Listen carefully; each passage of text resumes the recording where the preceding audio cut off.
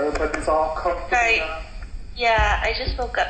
Wait, let me get my coffee. Will you start off and introduce and talk about? Cenk, how do you pronounce your name? It is Cenk Kaptanoglu. Welcome to our show today. Yeah, nice to be here. I actually forced Daryl to invite me, and he's a gentleman, and he invited me to the show. He virtually put my arm behind my back. So today we're going to be talking about immigration, and what would you like to talk about today? I would like to talk about mainly immigration and the limitations within the monetary system that defines where one can live and where one cannot live. And obviously people will want to live in such countries with high life standards. And this is the main reason why people want to immigrate to rich countries. So, Cenk, where are you from originally? I'm from Turkey originally. I immigrated to Germany 5 years ago because I got married to a German girl, and for the last 5 years I'm living here. I have a son who is a German citizen because he was born here, and I am theoretically allowed to stay here because my son, according to the law, is my property, and in the same time simultaneously the property of the German state. That means we have common interests. That's why they basically allow me to stay here. But they don't issue a permanent residency. This is always temporary. The visa is always temporary, like 3 years, 5 years, and that's because it depends on the amount of tax you're paying. So if you're paying a tax that is satisfactory for the state, then you can get a permanent residency. Without that, you're not getting such residency. Do you want to be a permanent resident in Germany? Yes, obviously, because this is always like a threat. But obviously the life standard in Germany is very, very high compared to Turkey. I mean, I can only give you one fact, one statistic. The assets of the biggest bank of Germany, which is the Deutsche Bank, is when you add up the assets of all the Turkish banks, it makes up to only 6% of this one bank in Germany. So you can compare it like this. There's a lot of money here, and when you have the money, the life standard is high. So because it's defined according to how much money you have. So how are you experiencing yourself in Germany as an immigrant right now? I mean, are you feeling accepted? Are you acclimating yourself to the different culture? Is it that much different than Turkey? I have studied, I have visited a school in Turkey, which was kind of a German school. I started learning German at the age of 10 with German teachers, and I already knew the culture very well before I came here. And I don't feel like that I have to get accepted in this culture, because it really, this culture being German's culture or Turk's culture is just an illusion. It's like, you know, money makes the things go. And if I had the money, if I had the opportunity to live such a life in Turkey, I'm living here, I would have stayed in Turkey. What did you leave behind in Turkey? What kind of, how do you feel about that? The people that you left behind and family and stuff? Yes, I left my mother and sister and all my friends and the city I was born, and everything I was born into and grown up with. I just left with one flight. I came here, and since then I've been living here. And like I said, if I had the opportunity and the money, I would have stayed. And because I don't hold a university degree, it's very, very difficult to find a job.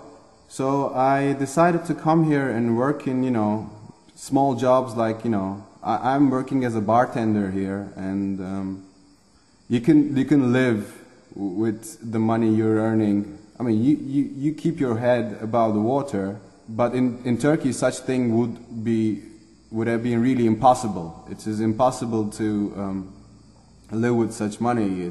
You're always in debt. I had 5 credit cards in Turkey. I was always in debt.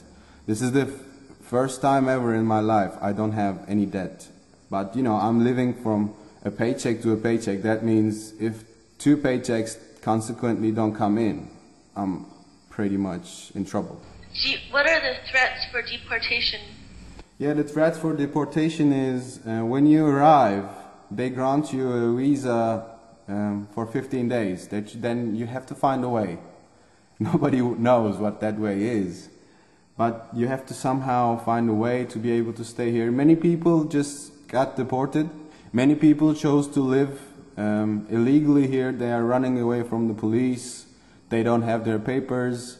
But they just risk everything because they think when they go back, they have nothing anyway. So they stay until the last point. They get caught by the police and sent back. So they are just using this time in between. Unless you get married here or find the opportunities to study or find a work for yourself, which is very, very impossible for you because you don't meet the criteria of such society coming from a poor country, you are most probably likely to be deported. Equal money system would give us the opportunity to be able to look everything in a bigger picture, actually. All these limitations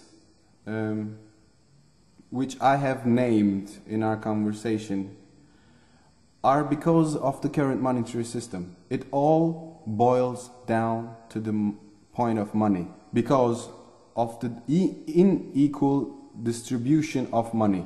So what we basically propose is that, you know, let's equalize everybody in this point, that these limitations are no more relevant. That means when I want to go to a certain point in the world, a certain country, that I just go to the airport, I have this chip, I'll just get through, it will be paid. You know, this is really practical freedom, which is for everybody. Not for me, not for Daryl, not for Deidre only, but for everybody in the world. I can go work anywhere, and because I will be paid equally like everybody, it will make any difference. There will be no point of profit that one is profiting from another's cost of living. So all these points of limitations will be irrelevant. Making money itself is, I don't see this as a problem itself. Making profit from a system that functions really flawed is the problem. Because in order to make profit, somebody has to suffer. There is no other way. And if you look at this word profit, it sounds like the word profit. And there is a certain prophecy that has to come true, that you could be pro and be fit to be able to make money, you know. And this is the problem. And in an equal money system, people will be making money by equalizing the physical labor to the value of the product. Let's talk about a product. It will be equalized. So no profit will be relevant to this. And thus you will remove the abuse and the exploitation. Yes, it is unnecessary, really stupid. It's just such a, you know, we are such idiots that we don't see such points. It is very simple. It can be removed very simply. And what we propose, this equal money system, is such a simple, practical system. But unfortunately, the pre-programming of money is so strong that it will take some time people to understand it.